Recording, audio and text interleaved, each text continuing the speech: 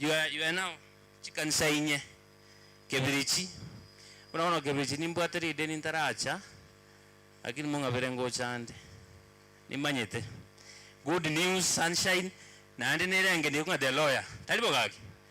Bono kere kanisa mbaruere 5,000. Alafu ndigere pasa, that's 20,000. Alafu mende 10,000. Chiko sindikisaba ekwaye. Bono kuba tigirande. Eli usarasini. Mochako mwaka umuya. Nyasaba seseni. Kimogota rachipara. Nyasaba lendo mwaka umuya. Kerigionsi okorigia. Kiura kerigina nyasaye. God will bless you. Kura tevinda bantoiga. Nonya Nyang'ate singi njujuno mochumbe. Maybe ntara akora 1 or 2. Tika Nyanga. Because the moment you nkwana bobe. The moment you go sell you bugambi kurubogo. Bantu babero tatakiri go korama. Oyo omo. Omo pastor nyasaye. Oyo kabere. Omorai. Leadership is God given. Ni nkogechia. Sabere bisyo. Nalinayo mwana la omochumbe. Nyasaye tigabaziseni. Mroyo mwamo sabera kumuranje nyasanye kumubeko akorobora ibwaye erebya. God bless you.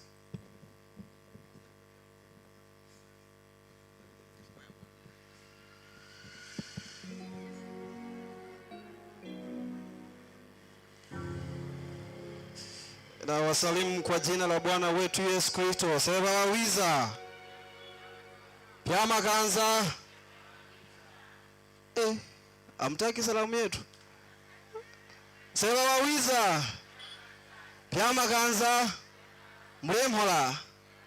Na baraka ni wazee umsangirika nayo. Leo mtazamaji, tumerejea tena, karibu sana katika kuweza kufuatilia matangazo ya moja kwa moja ambayo hivi leo ikiwa ni siku ya 14, lakini pia ni siku ya Sabato, siku ya mwisho ya juma, lakini pia ni siku ya mwisho wa mwaka, kupitia Matendo Media, lakini pia kupitia Get the Point. Matangazo hayo unayapata kwa uzuri kabisa kupitia simu yako ya mkononi. Hivi sasa tunakwenda katika kipindi cha hotuba kuu, kama ambavyo awali nilikwambia. Hapa ni Kibirichi, hapa ni Ogembo, hapa ni Kisii, hapa ni Kenya, hapa ni Afrika ya Mashariki. Karibu sana. Mnenaji ni yule mchungaji Pius Adam kutoka Tanzania, na somo la leo linakwenda kuzungumzia ama kuhitimisha dhimu ama moto wa juma zima, Jesus is coming soon. Yesu anakuja tena, ndio kichwa cha somo katika siku ya leo tutakwenda kukipata. Ingia YouTube, tafuta Matendo Media, tafuta Get the Point, utapata matangazo haya kwa uzuri kabisa. Jina langu ni Zephania Lucas. Karibuni sana. Karibuni sana.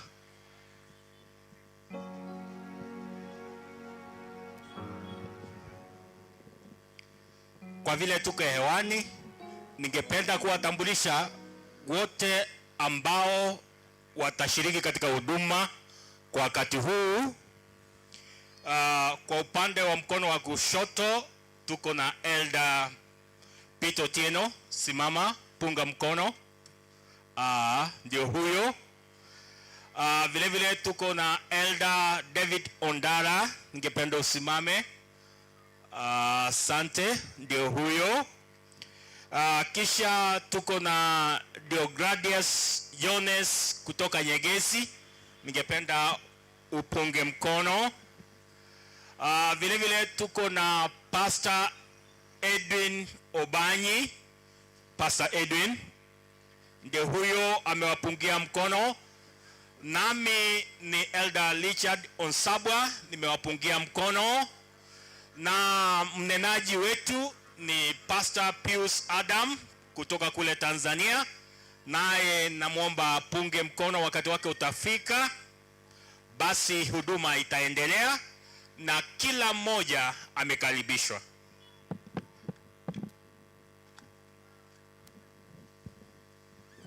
Katika jina la Yesu na wasabai, hamjambo, mbiamole.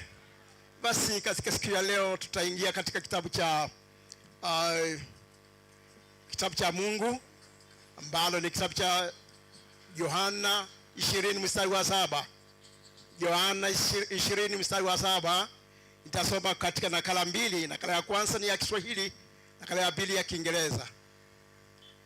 Inasema, na kila kitambaa kilichokuwa kichwani mwa Yesu kimekunjwa na kuwekwa kando ya ile sanda.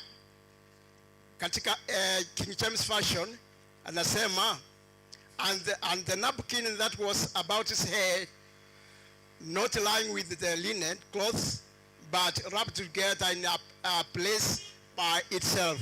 Hayo mambo yatafafanuliwa na mnenaji wakati wake ukifika.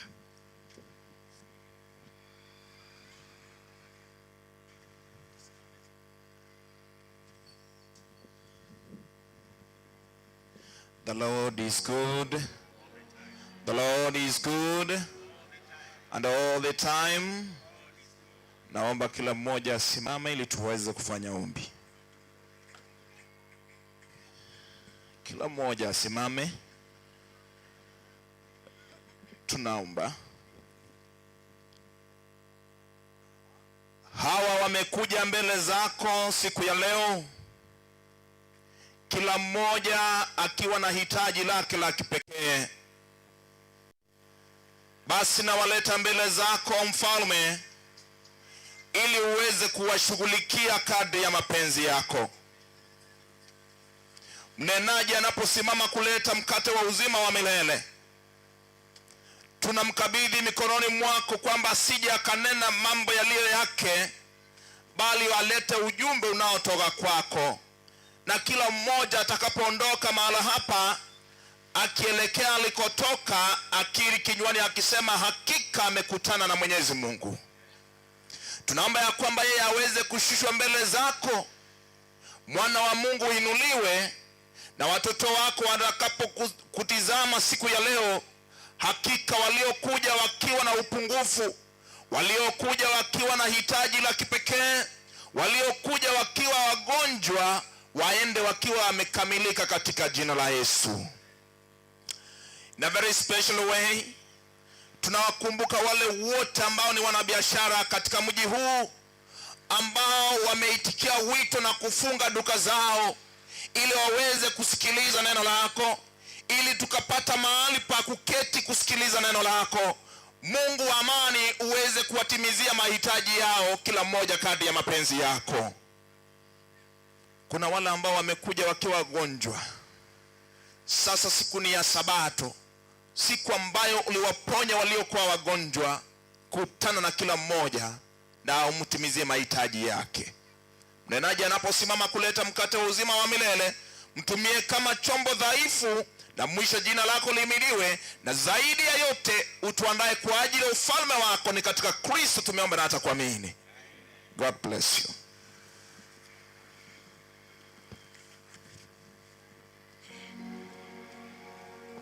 Praise God. Hebu nionyeshe kwa mkono wako. Praise the name of the living God. Tunamshukuru Mungu kwa sababu ya Sabato hii njema. Tunamshukuru tena kwa sababu ya kutupatia baraka za kipekee. Na sasa ni wakati ule wa matoleo ya zaka na sadaka zetu. Na naomba mufungue pamoja nami katika kitabu cha Saburi, wimbo wa Daudi wa Saburi 23. Inasema hivi: Bwana ndiye mchungaji wangu, sitapungukiwa na kitu. Katika malisho ya majani mabichi hunilaza, kando ya maji ya utulivu huniongoza. Huniushisha nafsi yangu na kuniongoza katika njia za haki kwa ajili ya jina lake. Hakika Mungu wa amani ametupatia baraka tele, na hasa wakati huu tujiandae katika njia ya kipekee ili tuwafikie na wengine kwa ujumbe huu wa kuokoka. Maana katika zaka na sadaka zetu, katika njia ya kipekee tunawafikia wengine. Hakika hebu tujiangalie zaidi, ili katika matoleo yetu tuone kwamba tumewafuta wengine kwake. Hasa Paulo anavyosema katika kile kitabu cha 1 Corinthians chapter 4 verse 1. Wakorinto wa kwanza 4:1 inasema, mtu na atuhesabu hivi kuwa tu watumishi wa Kristo na mawakili wa siri za Mungu. Hapo tena inayohitajiwa katika mawakili ndiyo mtu aonekane kuwa mwaminifu. Haleluya! Tuwe waaminifu, na kwa kufanya hivyo hakika injili itaenezwa kote na watu wa mataifa yote watamjia Mungu na watasema vile alivyosema Yohana katika Revelation chapter 22. Revelation 22 verse 12. Tazama naja upesi, na ujira wangu pamoja nami. Haleluya! Kumlipa kila mtu kama kazi yake ilivyo. Mimi ni Alfa na Omega, mwanzo na nini? Sikuwasikia mwanzo na nini? Mwisho, wa kwanza na wa mwisho. Verse 20 inamaliza ikisema, yeye mwenye kushuhudia haya aseme, naam, naja upesi. Amina, na uje Bwana Yesu. Haleluya! Sasa hivi na waomba wale mashemanzi walio na vyombo, hakika mkasimama na kuchukua zaka na sadaka za watu wote, ili katika njia ya kipekee Mungu wetu apate kutubariki. Nataka mkiwa umesimama nifanye ombi. Tunaomba.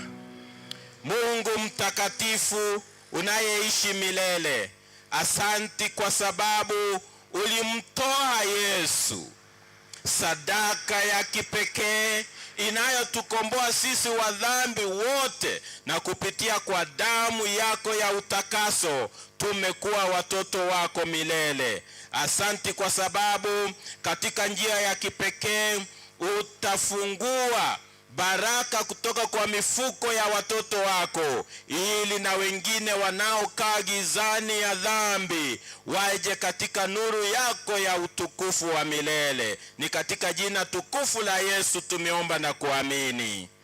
Amen. May God bless you so much. Sasa nawaitisha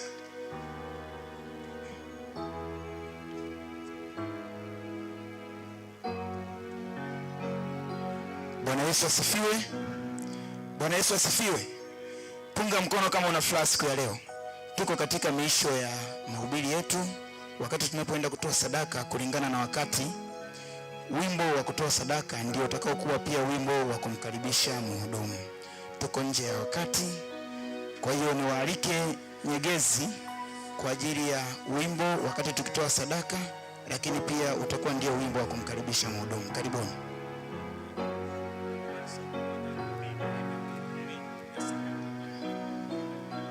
Tutaimba nyimbo mbili mfululizo. Nyegezi, karibu.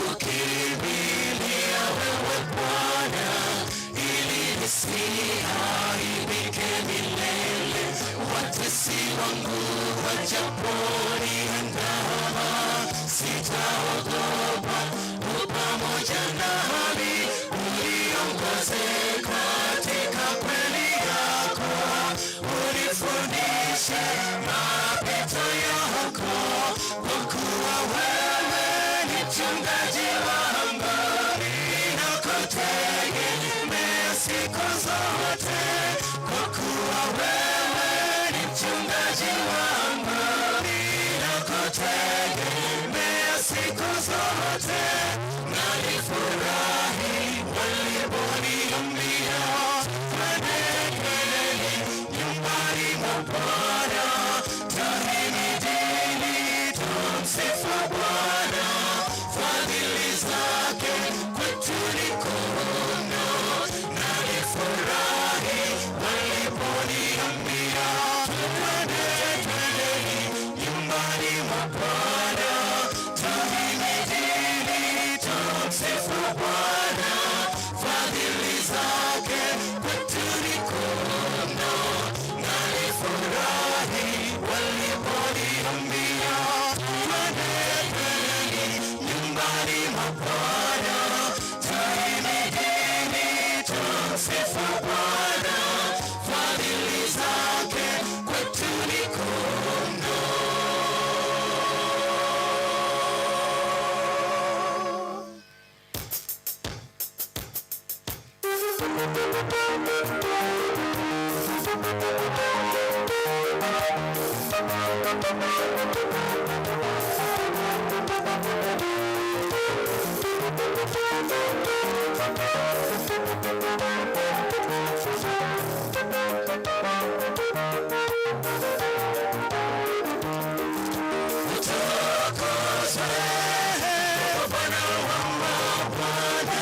Hatuwezi kulalamika kuhusu ukombozi wetu, lingekuwa jambo dogo ila mwanadamu analiweza, usingekuja Yesu kutukomboa. Utukuzwe Bwana wa Bwana, hatuwezi kulalamika kuhusu ukombozi wetu, lingekuwa jambo dogo ila mwanadamu analiweza, usingekuja Yesu kutukomboa. Wengi wanauzungumzia umuhimu wa kuja kwake Yesu, aliacha kiti cha enzi aje kunitafuta. Sikuwa na matumaini, ulikuwa kama muujiza. Asante Yesu kunikomboa. Utukuzwe Bwana wa Bwana, hatuwezi kulalamika kuhusu ukombozi wetu, lingekuwa jambo dogo ila mwanadamu analiweza, usingekuja Yesu kutukomboa. Utukuzwe Bwana wa Bwana, hatuwezi kulalamika kuhusu ukombozi wetu, lingekuwa jambo dogo ila mwanadamu analiweza, usingekuja Yesu kutukomboa.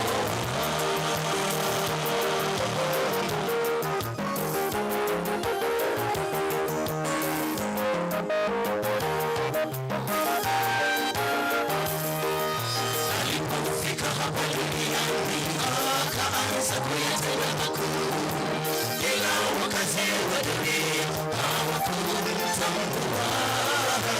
Wengi wakamchukia sana, amekuja kwa mamlaka gani?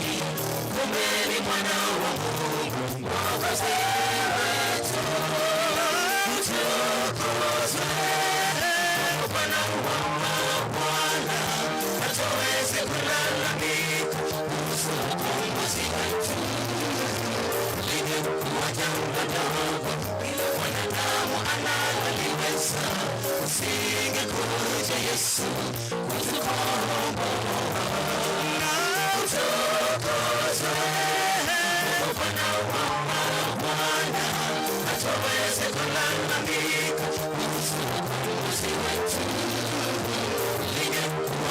mmoja wako, ila mwanadamu analoliweza. Usingekuja Yesu kutukomboa.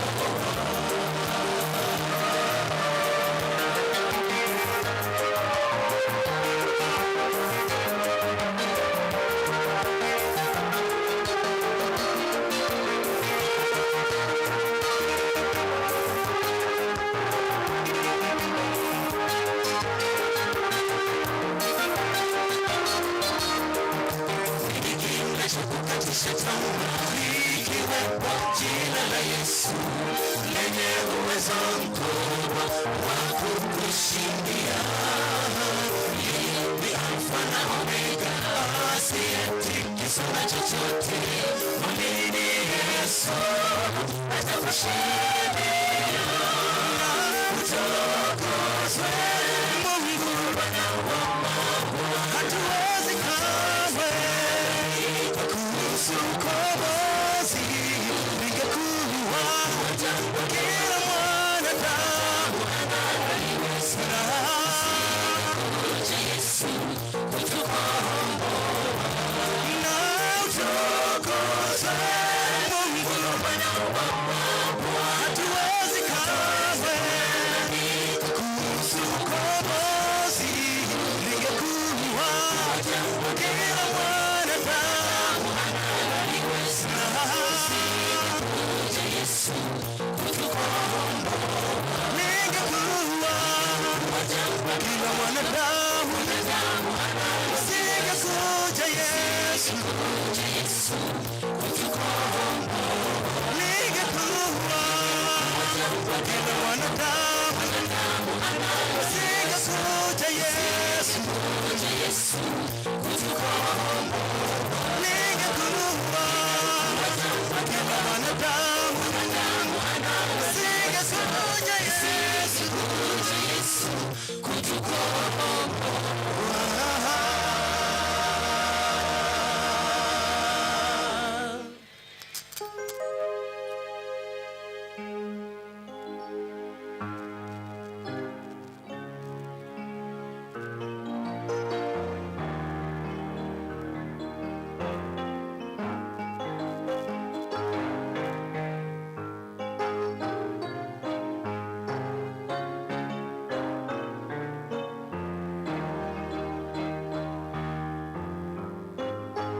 Umefika wakati maalum, wakati wa ibada kuu, na wakati huu tunamkaribisha Pastor Pius Adams aje mbele.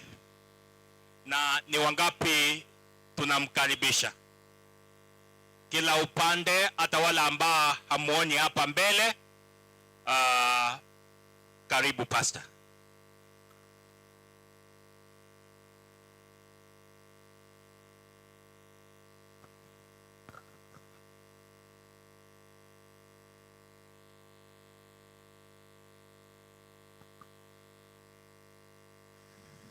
Na wasalimu kwa jina la Bwana wetu Yesu Kristo. Bwana Yesu asifiwe. Bwana ni mwema na wakati wote. Tumsifu Yesu Kristo. Wasalamu alaikum. Basi tunamshukuru Mungu muumbaji wa mbingu na nchi, aliyetulinda toka mianzo ya Crusade ya Ogembo. Hatimaye leo tunaelekea mwisho. Jina la Bwana litukuzwe sana. Umewahi kuwa pale ambapo ni siku ya 14 ya mikutano, na tunaelekea mwisho kabisa ya mikutano hii. Hivyo basi ninawaalika siku ya leo, kwa sababu theme yetu ilikuwa inasema Jesus is coming and he is coming soon and he is coming again. Leo ndio itakuwa title ya sermon yetu masaa haya ya pekee. Hivyo niwakaribishe sana, lakini kabla sijafanya jambo lolote, nina maneno machache ya kuweza kuzungumza na watazamaji wetu wanaotufuatilia online kwa njia ya Matendo Media. Niwaombe tu wafanyakazi wa Matendo Media wasimame. Matendo Media, niwaombe tusimame kwa dakika moja. Hii ni crew ya Matendo Media kutoka Tanzania. Tunaye Yohana Benjamin ambaye ndiye mkurugenzi wa Matendo Media, pamoja na Isaac, Lucas, Zefania pamoja na Clement. Ni wafanyakazi wa Matendo kama mnaowaona wakiwa na t-shirt zao nyeusi, zenye nembo ya Matendo Media. Tunakukaribisha popote utakapokuwa na mikutano. Nafikiri kazi yao unaipata moja kwa moja kutoka Ogembo.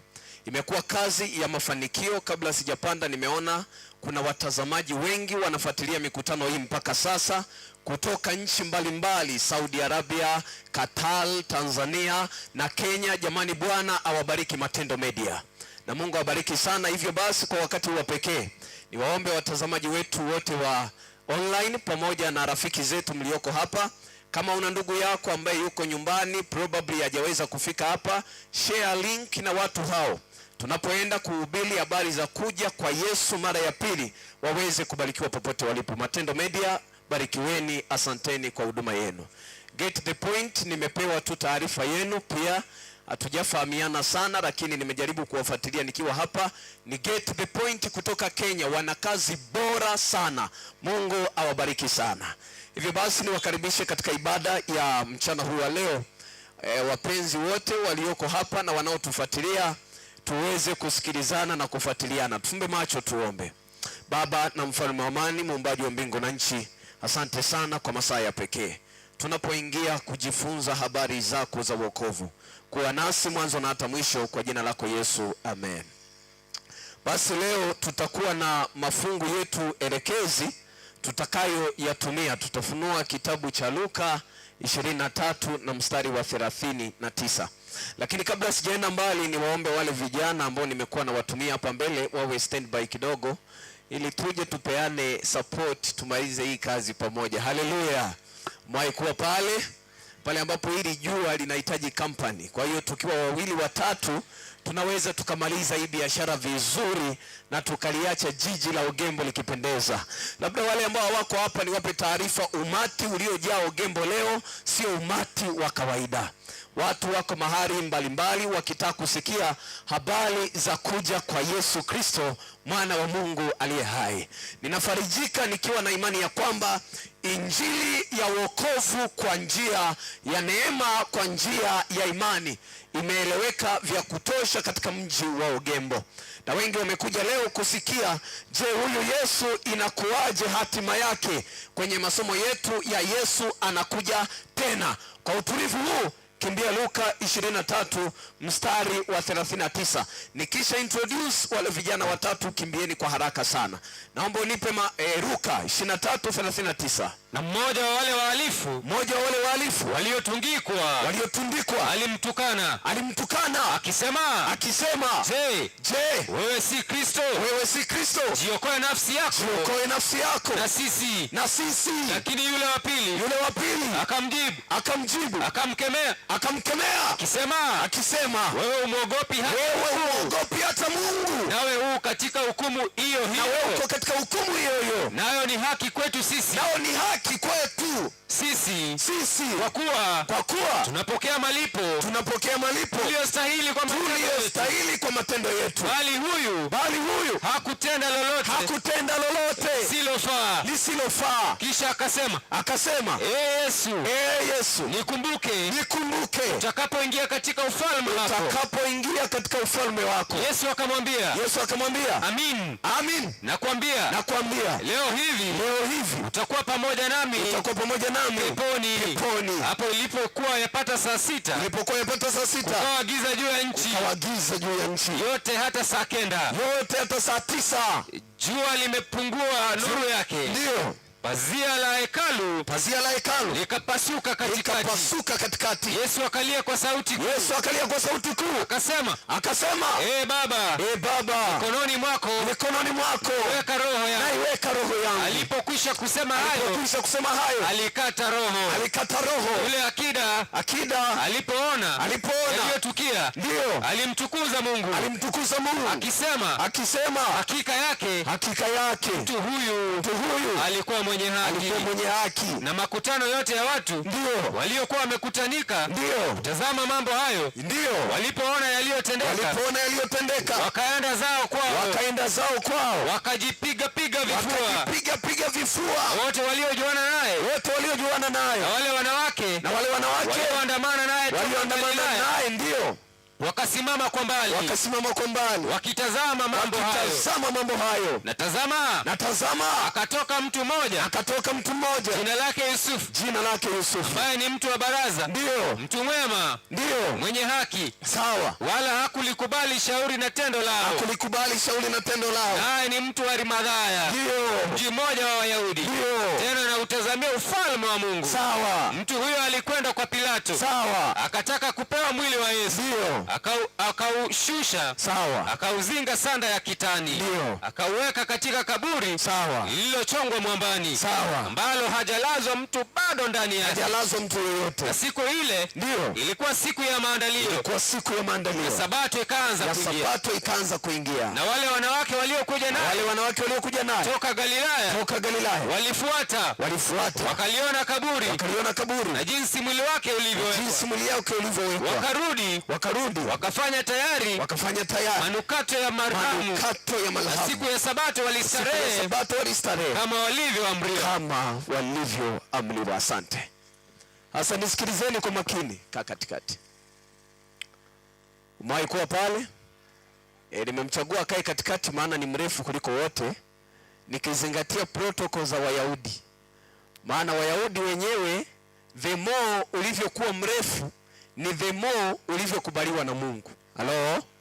Yaani msiwe mnasoma vile visa vya kina Zakayo mnaona yalikuwa ni mambo kawaida. Kwa Wayahudi ulikuwa ukiwa mfupi inaonekana umelaaniwa, you are like cursed one. Kwa hiyo Zakayo, ukiacha tu habari za dini, ufupi wa Zakayo tu ulimfanya aonekane mtu aliyelaaniwa. Kwa hiyo urefu ulikuarifai kwamba wewe ni mtakatifu na wewe umekubaliwa na nani? Na Mungu. Kwa hiyo Zakayo hilo nalo lilimtesa. Na wale mnaosoma habari za Zakayo nisizihubiri sana maana sio nani yangu kwa leo. Nimemweka huyu katikati kwa concept hiyo. Sasa twende vizuri. Yesu akiwa msalabani, nitakuwa kwa ufupi, but follow me, you must take the proper points. Sasa katikati ya msalaba Yesu alizungukwa na wezi wangapi? Wawili. Lakini nikukumbushe, Yesu aliwekwa katikati kwa concept ya kwanza niliyoisema siku ya kwanza mahali hapa. Nikawaambia, the more a sinner, the more they were taking you at the midst of the cross. Kwa hiyo dhambi yako ilivyokuwa kubwa zaidi ndivyo ulivyoweka katikati ya wengine. Kwa hiyo Yesu aliwekwa katikati wakiwa na maana moja ya kwamba yeye ni mwarifu kuliko wengine.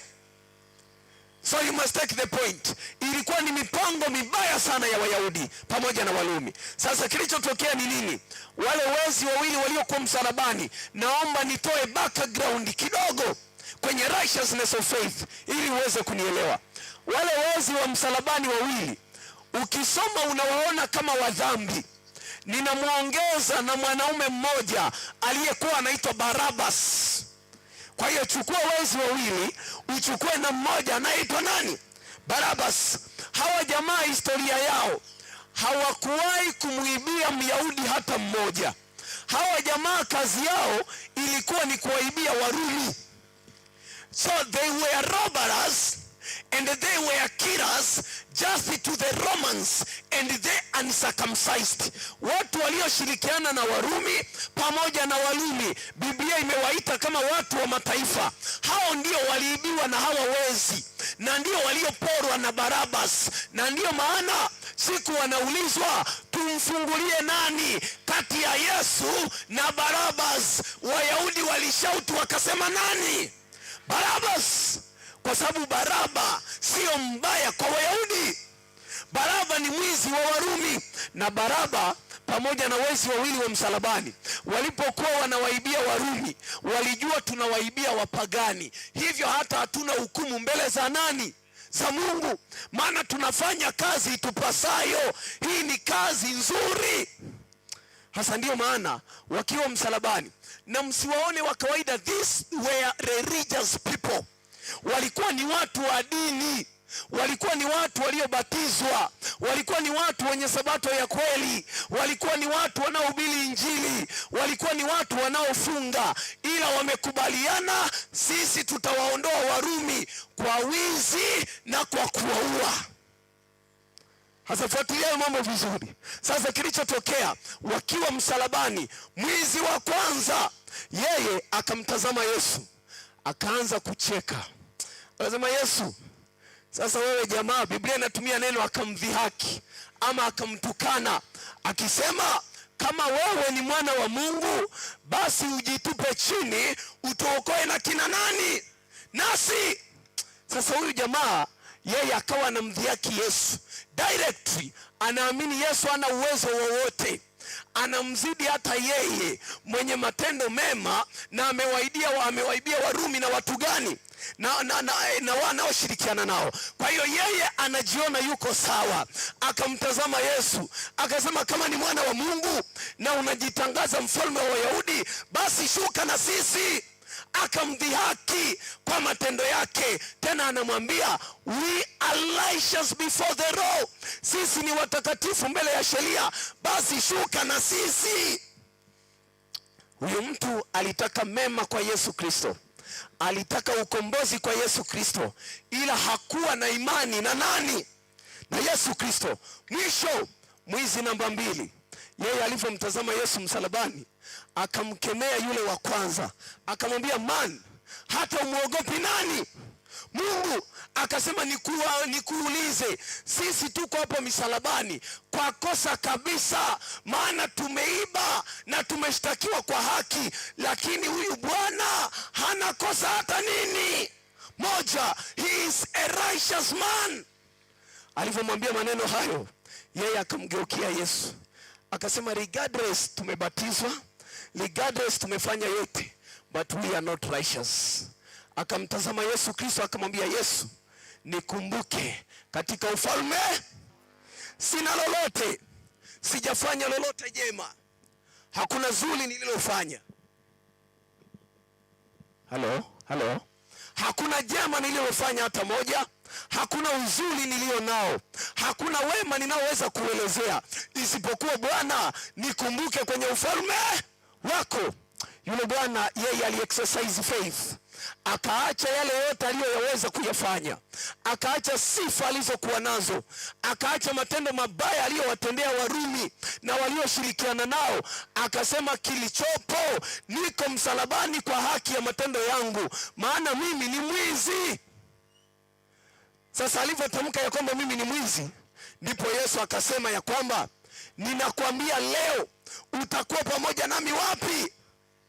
Peponi. You shall be with me together at paradise. Niliwafundisha hapa nikasema Kiyunani paradisos, paradises, paradise. Waliofasiri wakatoka neno paradisos wakaita kwa Kiingereza paradise, ikatolewa kwa Kiswahili paradiso, wengine wakaita peponi. Sasa huyu alivyomwambia Yesu, Yesu akamwambia, utakuwa pamoja nami peponi. Huyu bwana ambaye ni Yesu katikati ya msalaba, na huyu mwizi aliyekuwa msalabani, lakini akamwambia Yesu, nikumbuke kwenye ufalme wako. Regardless he was a religious person, regardless alikuwa ni mtu aliyezama majini, regardless ni mtu aliyekuwa na sabato, lakini akaona, mimi yote haya bila ya Yesu Kristo siwezi kwenda popote. I cannot be righteous out of the name of Jesus.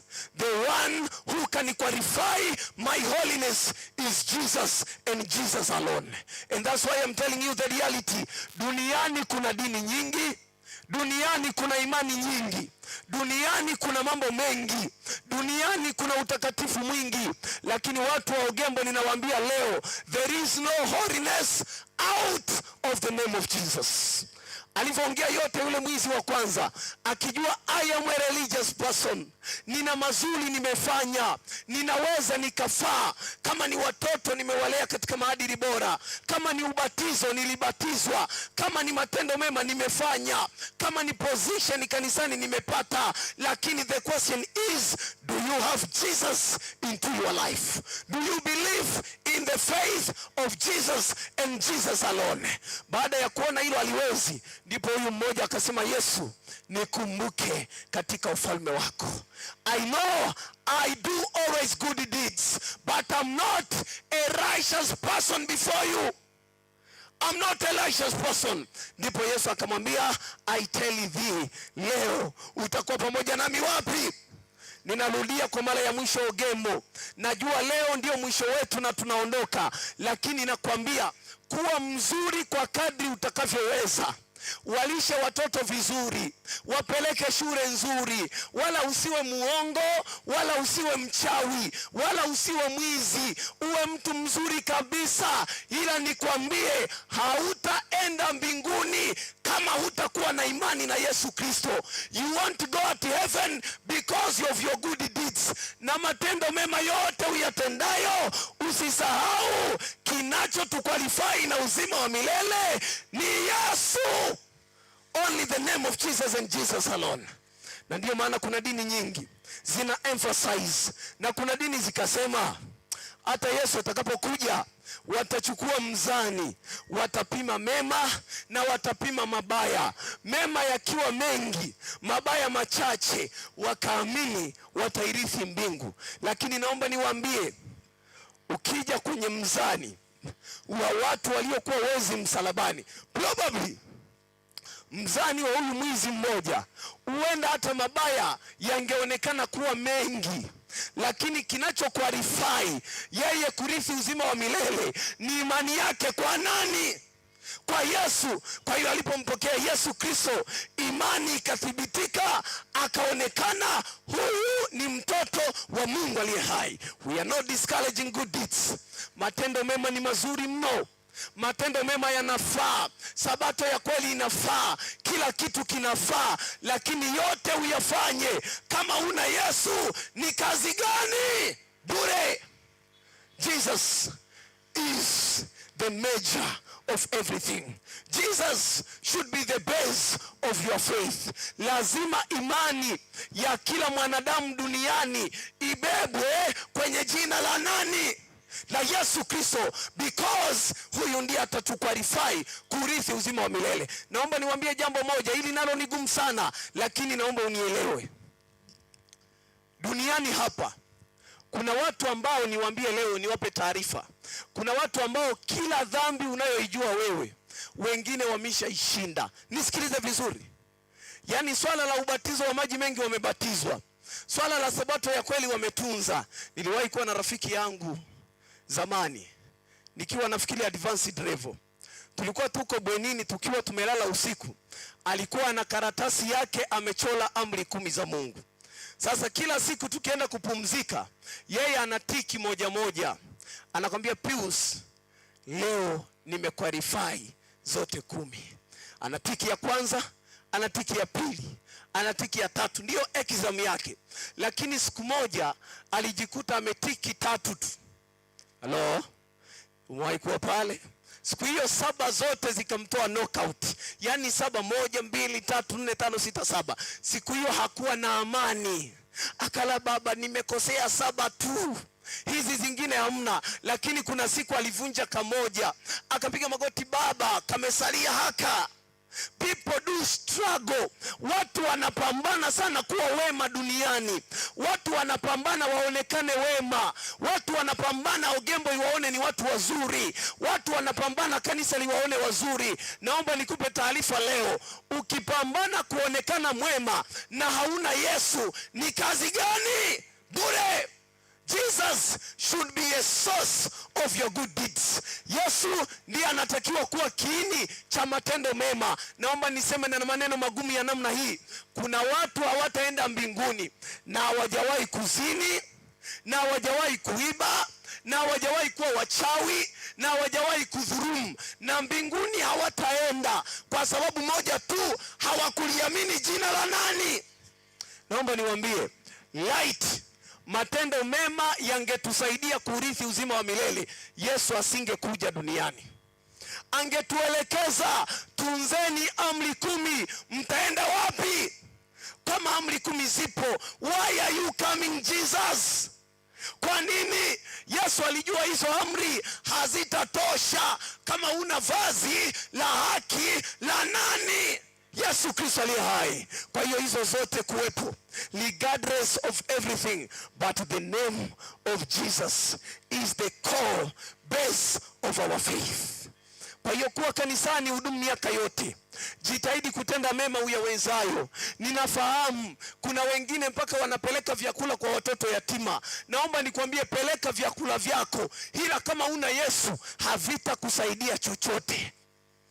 Jitahidi walio na shida, wasio na mavazi, wavike mavazi, lakini kama una Yesu unafanya kazi gani? Bure. Na niwaambie, mtihani mmoja tutakao kuwa nao mbinguni, swali kuu litakalosimama katika maswali yote, hautaulizwa haka kalikushinda, haka kalikushinda. Utakachoulizwa, uliikubali imani ya nani? Maana ukiikubali imani ya Yesu, niliwaeleza, maisha ya sabato takatifu yatakuwa maisha yako. Maisha ya zaka na sadaka yatakuwa maisha yako. Na si kwamba unafanya kama sheria, unafanya kwa sababu una Yesu ndani yako. Jesus the base of everything. Lakini mwisho nitamalizia kusema ya kwamba Yesu akamwambia huyu rafiki ya kwamba, nakwambia hivi leo utakuwa pamoja nami wapi? Paradiso ama peponi. Ninamalizia kwa concept moja, 2 days in the Bible. Hii ni mara ya pili Yesu anamtamkia mwanadamu ya kwamba leo utakuwa pamoja nami wapi? Peponi. Ndio dini zingine zikafasiri hii concept vibaya, wakasema ya kwamba kumbe mtu akifa anakwenda wapi? Peponi. Ndio wakasema upumzike mahali pema wapi? Kumbe anayekufa anakwenda kaburini. Sasa concept ya peponi ilianzia wapi? Leo utakuwa pamoja nami peponi. Lakini niwakumbushe, hata kwa Zakayo akiwa juu ya mti, Yesu alimwambia baada ya kufika nyumbani kwake, akasema, Zakayo, wokovu umefika nyumbani. Sasa niwaulize, Zakayo alienda mbinguni siku ile ile ama alibaki duniani? Huyu mwizi wa msalaba, Yesu alipomwambia leo utakuwa pamoja nami peponi, alibaki msalabani au alienda mbinguni? Maana hata Yesu alitoka pale akaenda kaburini, akazikwa, akapumzika, akafufuka siku ya ngapi? Ya 3. Mbona hawakwenda siku hiyo hiyo? Jibu ni hili hapa. When you trust in the faith of Jesus, unapomwamini imani ya Yesu Kristo, dakika hiyo hiyo unahesabika kuwa candidate wa uzima wa milele. No further process. Unapomwamini Yesu, mshiriki wa Ogembo, hakuna la ziada linalosalia. Dakika hiyo hiyo unapokelewa kuwa mtoto wa nani? Na ndio maana nitawaambia, hata zile church system huwa hatusubiri kuwapokea hata kanisani, hata kuja mbele au kuja wapi. Akisha toka majini, no matter what, amesha declare imani yake kwa nani? Msipomsajili hata kwenye vitabu vyenu, huyu ni candidate wa wapi? At the moment you trust in the name of Jesus, you are a candidate of heaven by the time. Ninaelewa ya kwamba hata siku hiyo Zakayo alipoambiwa wokovu umefika nyumbani kwako, alipotoka kuna Mafarisayo bado walimuona mwizi, bado walimuona mbaya, lakini muda huo ni candidate wa wapi? Wa mbinguni. Lakini ndivyo hivyo wanadamu walivyo. At the moment you trust in Jesus, you remain a candidate of heaven. Is not a physical movement, but a faithical or spiritual movement. Here it is a matter of faith, not a matter of physical movements. Hello? Kwa hiyo miili yetu inabaki kuwa hivyo. Miili yetu inabaki kuwa duniani, lakini imani zetu zinakwenda wapi? Bwana wabariki sana. Niwaombe wote mlioko kule juu upande wa kulia na wote mlioko upande wa kushoto tusogee mbele. Wote shukeni mbele. Ninatamani ni climax kwa concept ya mwisho iliyobakia. Tuokoe muda. Wote walioko huko juu na wote walioko mkono wa kushoto, sogeni wote, mkutano mzima, tunapoenda ku climax kwa ibada ya mchana wa leo. Wote walioko kushoto na wote walioko kulia tusogee. Wote walioko mbali, kama uko mbali ya unioni, sogea mbele ndani ya mahema ya mkutano. Wote walioko mbali tusogee mbele.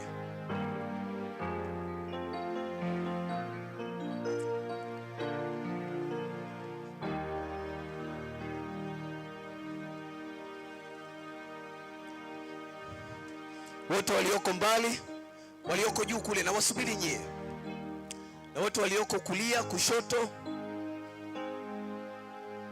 sogee mbele kwa haraka sana.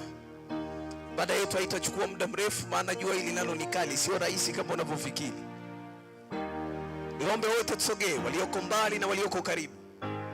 Nina maneno ya pekee nataka niyaseme mchana wa leo, wote tukiwa karibu. Sogea tu mbele, sogea. Sogea mbele, vuka tu barabara, ukae nyuma ya hizi speaker maeneo hayo. Walioko upande wa kushoto na upande wa kulia, usisalie maeneo, usisalie ulipo. Sogea mbele, tunataka tu climax kama mkutano. Sijui kama kuna mashemasi wanaoweza kuwaita watu na kuwaketisha vizuri. Call them up. Sogeeni mbele tunapoenda kumalizia. Mwai kuwa pale. Ninaona nyie mmekaa tumeridhika. Sisi tutaomba tukae, nyie mje mtuhubiria hapa. Sogeeni wote. Kuna watu wamechoka kuliko hata mhubiri anayehubiri maeneo haya. Sogea mbele. Usizibe tu speaker, ukiziba mimi sitapata returning voice. Usizibe tu speaker, maana sitapata sauti inayorudi. Ila simama hapo, umati wote sogeeni. Walioko kwenye haya mahema, adjust kwa mbele ili wale wanaotoka mbali waweze kusogea. Usiwahangaishe. Sogeeni, hema la Nyegezi, sogeeni mbele. Sogeeni mbele, maana mtaimba hivi punde. Sogeeni mbele. Sogea mbele ya hema lenu. Wale wanaotoka kule mbali iwe karibu. Walioko nyuma yangu huko pia sogeeni. Tunapoenda kumaliza tu climax pamoja.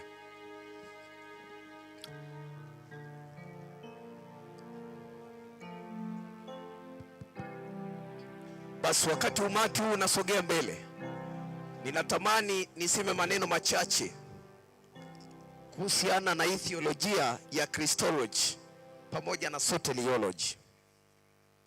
Tumehubiri hapa kila siku, lakini tukahubiri habari za Yesu sana kadri tulivyoweza.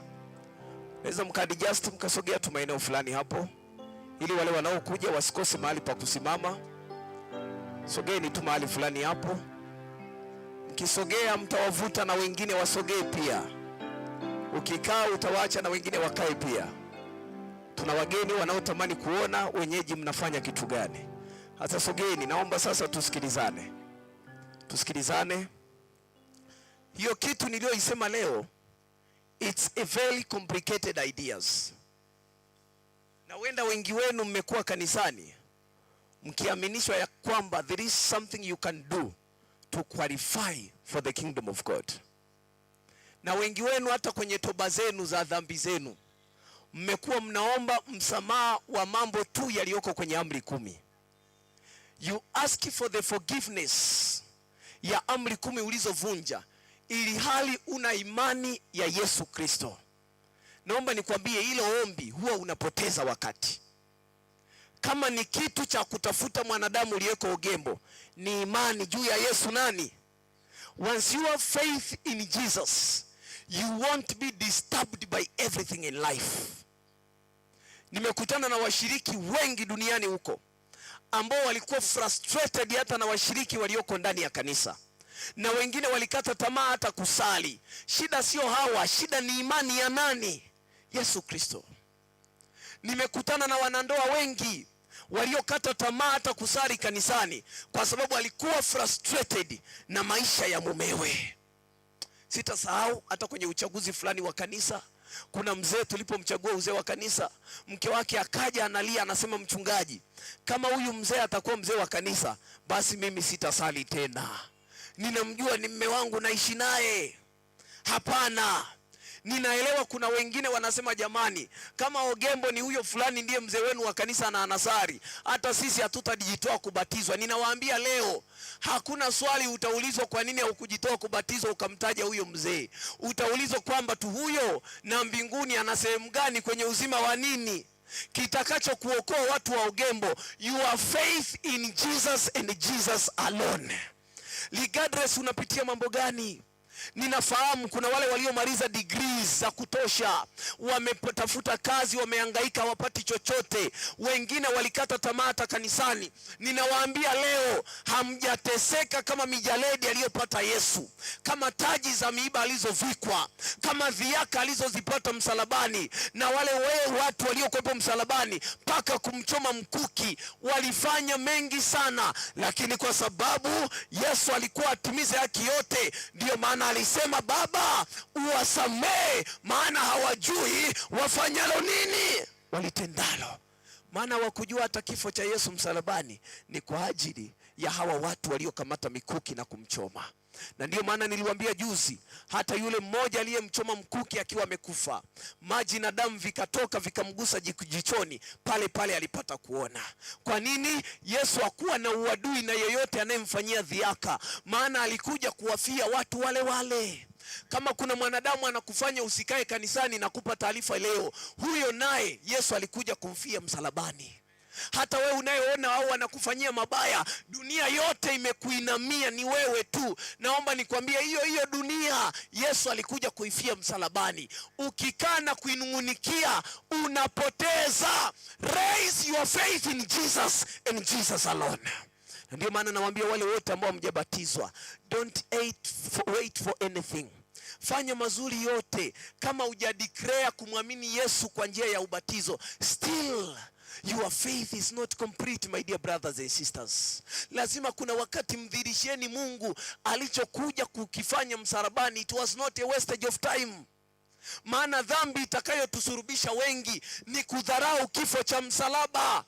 Tumetanguliza maslahi yetu, but we have denied the death of Christ on the cross. Kuna wakati tumevaa vizuri sana, tukionekana hapa Ogembo tuko smart, tumevaa vizuri, especially Jumamosi, we are looking very smart. But let me ask you, do you have faith in Jesus according to your smartness? Au uko smart tu? Maana nataka nikupe taarifa, tai na suti hata wengine wanavaa tu mitaani huko. Na siku hizi mpaka wezi wameadvance. Siku hizi wezi hawavai zamani. Wale wanaoigiza movies, films, zamani walikuwa wakiigiza mwizi anavaa buti kubwa, anavaa miwani mieusi. Siku hizi wezi wanavaa tie, wanatulia, they are very smart. Hallelujah. Ameanza kufanana na nyie. Sasa tukikuweka wewe hapa na suti yako na tai yako, tukamweka na mwizi na suti na tai, tukasema nani anaenda mbinguni, utajitofautisheje? What will qualify the difference between us and the world is the faith in Jesus. Ni imani yetu kwa Yesu Kristo aliye hai. Jitahidini sana. Ndio maana nimewasogeza hapa karibu.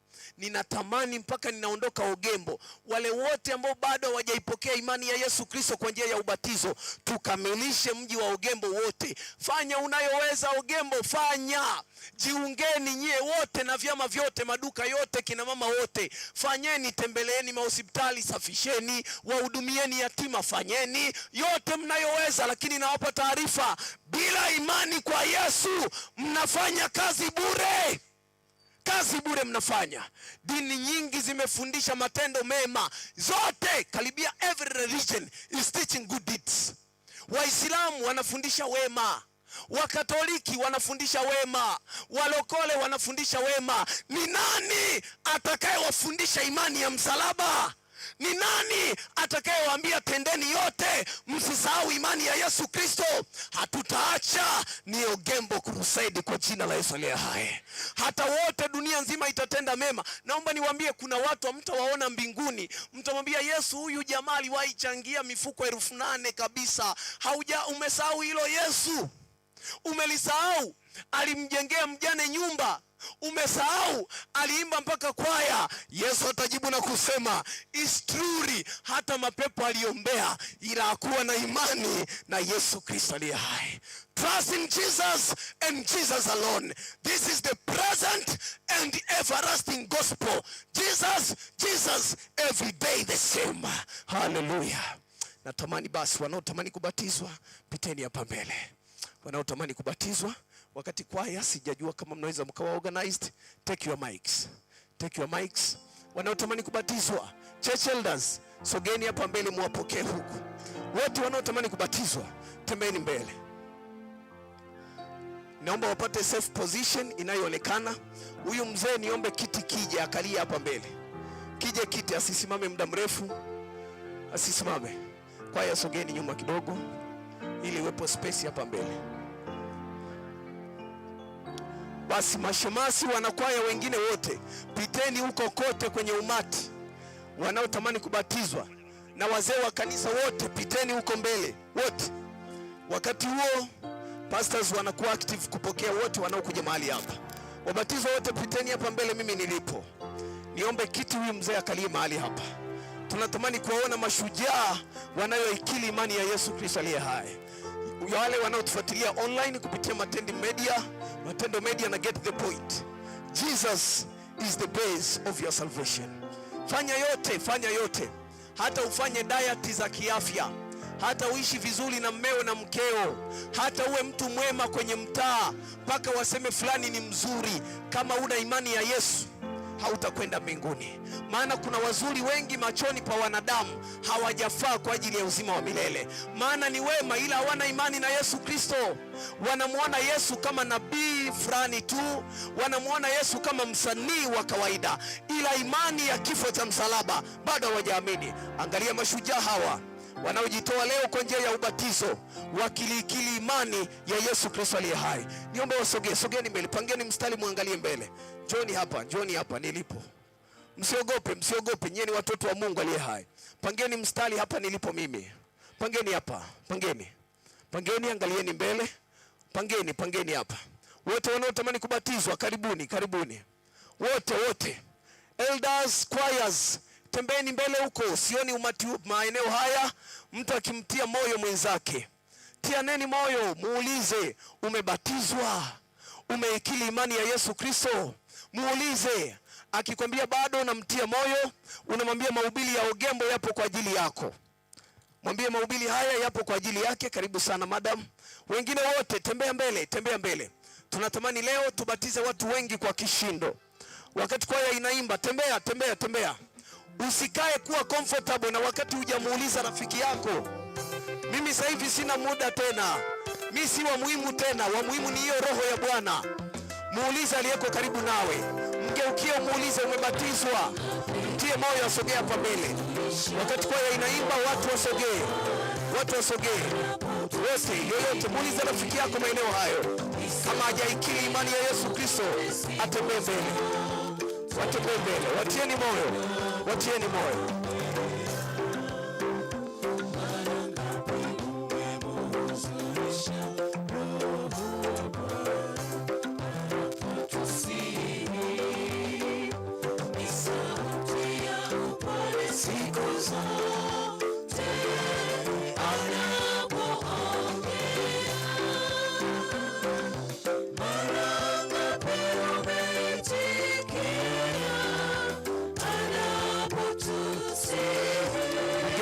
Anayetamani kubatizwa, tembea uje hapa mbele.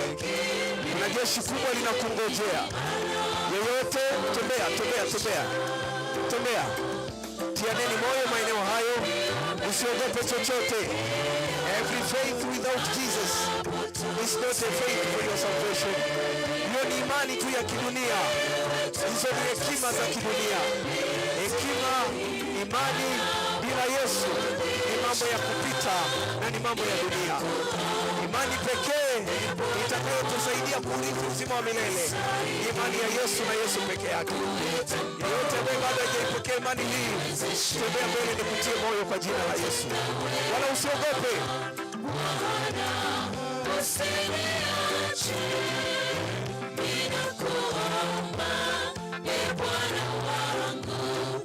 Wasubiri wengine, yeyote yule. Na wengine wana hofu, wana mashaka mengi, lakini nikwambia hofu na mashaka vitakusaidia kama usipokuwa na imani ya Yesu Kristo. Nikutie moyo ufanye maamuzi katika wakati mgumu ambao kuamua si jambo rahisi. Hii sauti ya Pastor Pius utaisikia tena. It is the end of my speech. Hii ndio speech yangu ya mwisho. Sitaongea tena. Kama ulitarajia jioni, I'm telling you, hata jioni sitasema chochote tena. hata jioni sitazungumza. This is the last speech of mine. This is the last message. Ninakualika kama yupo yeyote anayetamani kubatizwa, tembea mbele.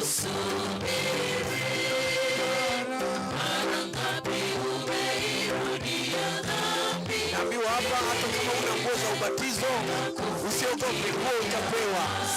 Utapewa nguo, utaenda kubatizwa kama ndio hofu yako. Wala usiogope, kanisa la Mungu ni kanisa tajiri. Ni kanisa lisilopungukiwa, maana Mungu wetu ni Mungu tajiri pia. Uwakaribishe yeyote anayetamani kubatizwa. Watu wote kwenye umati kulia na kushoto, tunatamani kufunga ibada hii. Sogea mbele kama bado hujatoka mbele. Karibu sana, karibu sana. Karibu sana mama, karibu sana. Karibu sana. Yeyote ambaye bado hajatembea, yeyote ambaye hajaja mbele, tembea. Watu wanapofanya maamuzi ya kulikiri jina la Bwana, tunakukaribisha na wewe. Tembea mbele, tembea. Tembea, tembea.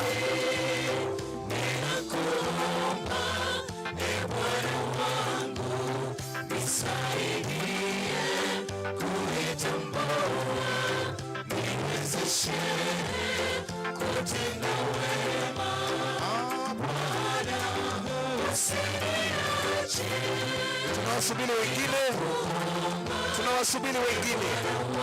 Bado muda wa rehema hujakoma. Kama hujabatizwa, this is your golden opportunity. Tembea mbele uje. This is your golden chance. No further chances. Tembea mbele. Tembea mbele.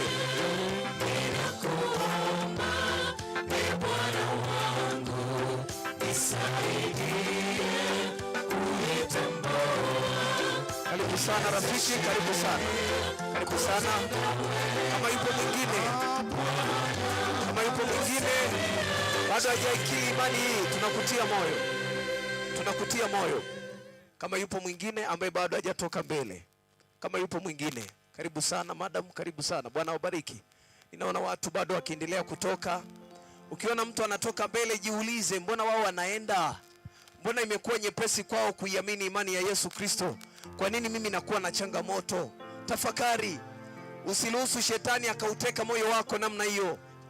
Usiruhusu moyo wako ukachezewa na ibilisi, ukashindwa kuikubali haki ya kweli ya Kristo. I'm telling you my dear brothers and sisters, utakula vizuri, utavaa vizuri, utakuwa na tabia nzuri kwenye kijiji na kwenye mtaa. Watashawishika kukupa hata uwenyekiti wa kijiji ama udiwani kwa sababu ya matendo mema. Lakini nakwambia, kama utaikiri imani ya Yesu Kristo, utabaki kuwa diwani wa Ogembo, wenzako wanakuwa na taji mbinguni. Maana haya ni ya kitambo tu. Ni ya kitambo. Uwe kiongozi mzuri namna gani, uwe mchungaji mwema namna gani wa kanisa lolote unalolielewa, ile hali utaipokea imani ya kweli ya Kristo, unafanya kazi bure. Wema wowote ulio nje ya bikoni ya Yesu hauna maana mbele za kiti cha enzi. Wema wetu haujawahi fika kwa Mungu bila Yesu kuwa kielelezo. Omba maombi yote mshiriki wa Ogembo, ila kama una imani na Yesu ni kazi bure. Maana maombi yetu anayeyakwalify kuwa mema ni Yesu aliyetufia msalabani. Ninaomba verse moja kutoka kwa kwaya, only one stanza.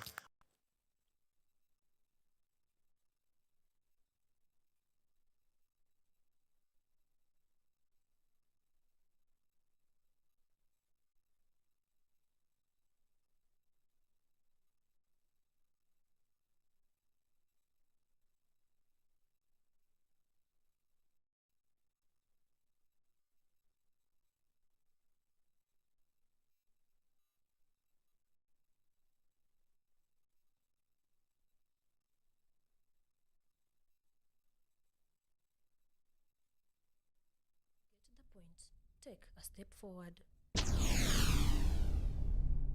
Get to the point. Take a step forward. Get to the point. Take a step forward. Get to the point. Take a step forward. Get to the point. Take a step forward. Get to the point. Take a step forward. Get the point. Take a step forward. Get the point. Take a step forward. Get the point.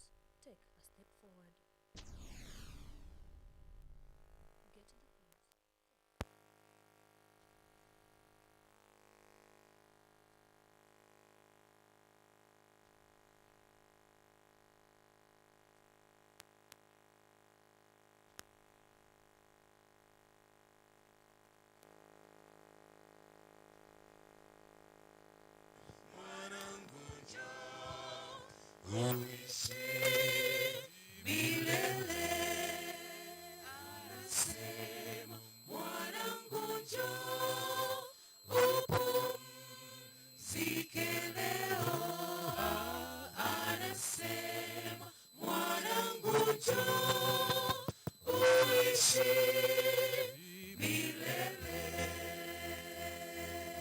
Bali Bwana wabariki sana.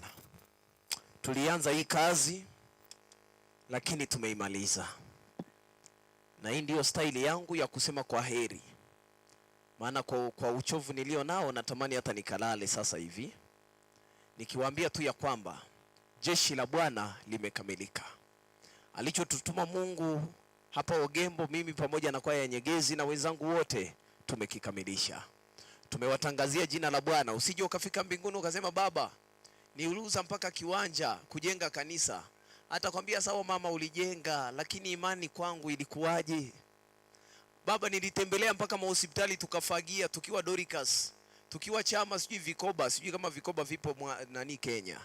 Tukafanya vile vikundi vya kina mama, tukamjengea mpaka yatima nyumba. Fanyeni yote, msipolikili jina la Bwana mnadanganywa. A gospel out of the faith in Jesus, mnadanganyika.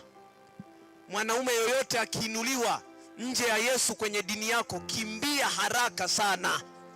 Ambiwa sijui fulani ni mwema, fulani ndiye nani wa Mungu. Wasipokuambia Yesu ndiye mwana wa Mungu, ndiye Mungu mwenyewe aliyekufa msalabani kwa ajili ya wokovu wako na mimi, ni kazi bure. Kazi bure. Washiriki, msichangamkie kila fursa. Changamkieni jina la Yesu litakalofanya kila fursa ziwezekane. Bwana wabariki sana. Na waombea wabatizwa na wale wote wenye mahitaji yote walioko huko. Kwa katika hitaji lako, imani yako iende kwa Yesu Kristo na Bwana atawabariki. Tufumbe macho tuombe. Baba na mfalme wa amani, nimepigwa jua hapa na jasho limenitoka. Lakini Baba, ninajua kwa jasho hili na jua hili bado halitasaidia chochote kwenye uzima wa milele. Sitasimama nikasema Mungu nilivuja jasho mpaka likashuka miguuni. Jasho halisaidii, jasho halinipi uzima wa milele. Sitasema Mungu niliongea maneno makuu Baba, si ulinihurumia hata wewe, hautasema hayo. Utaniuliza tu, Pius, did you have faith in me? Ulikuwa na imani na kifo cha msalaba? Maana ulianguka dhambini, kila jema ulilotenda lilionekana ni upuuzi.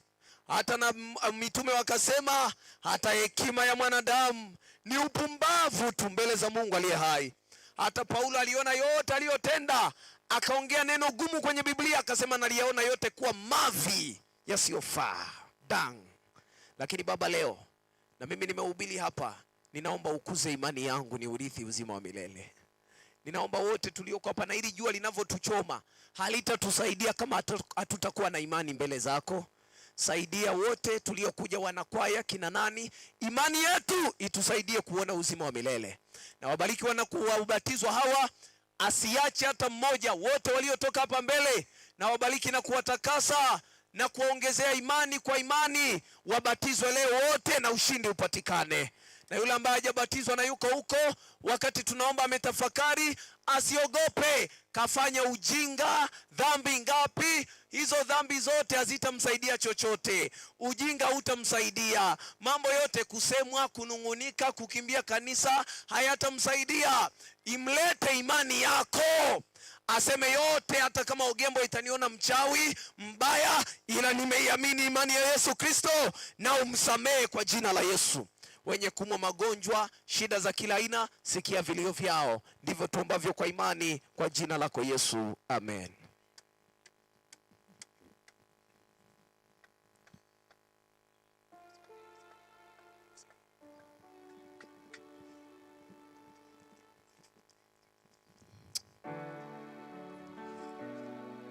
Naam, asante sana kwa wote ambao umekuwa nasi tangu mwanzo katika vipindi vya asubuhi mpaka hivi sasa tunapohitimisha program za mchana wa leo katika sabato ya leo.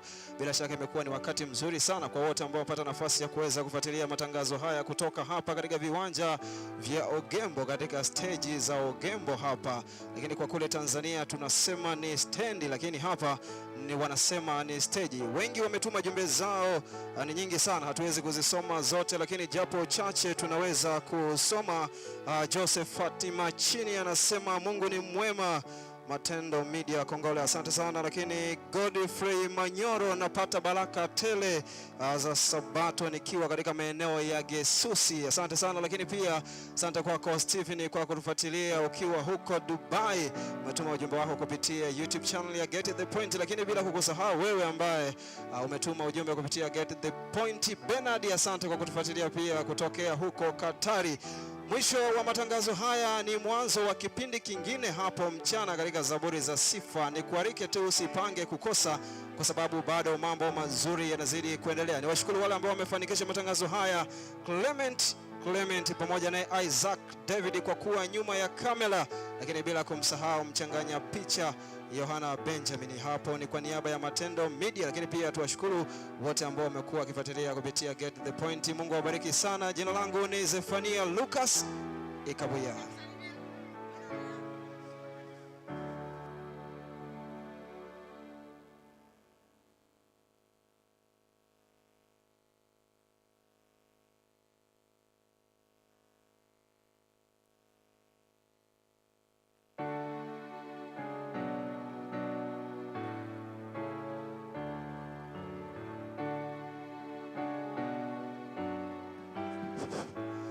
Vipindi vya mchana vitaanza saa 8 kamili. Vipindi vya mchana vitaanza saa 8 kamili na somo la Family Life. Kwa hiyo tuwai muda. Baada ya Family Life tutakuwa na kwaya zetu, ikiwemo James Choir ambaye haikupata fursa ya kuimba, maana saa 10 kamili tutakuwa tumefunga mkutano kwa sababu kwaya Nyegezi inasafiri. Get to the point. Take a step forward. Get to the point. Take a step forward. Get to the point. Take a step forward. Get to the point. Take a step forward. Get to the point.